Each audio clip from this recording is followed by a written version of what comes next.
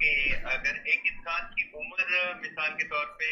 30-34 سال ہو، جی اگر وہ 6-7 سال یا 8 سال تک وہ حالانکہ مطلب اس میں ان کو معرفت ہو جائے، تو یہ جو باقی سال ہے کیا اس سے اس کے بارے میں امام نہیں پوچھیں گے کہ آپ نے کیوں اتنی غفلت میں گزاری ہے؟ یہ ذیشان بھی دیکھیے، وہ کہتے دیر ہے درست آئے. چلیں کوئی آ تو گیا،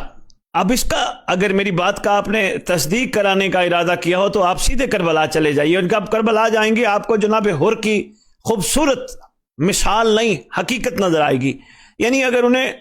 پوری زندگی معرفت امام زمان علیہ السلام نہیں تھی اور اچانک انہیں کرم ہوا، توفیق ملی اور انہیں معرفت حجت خدا ہوئی، حالانکہ وہ پہلے عبادات بھی کر رہے تھے سارا کچھ، اگر معرفت امام زمان علیہ السلام نہیں تھی، لیکن اگر اچانک ہوئی تو حجت خدا وہ کریم ہستی ہوتے ہیں جو آنے والے کو ماضی یاد نہیں دلاتے،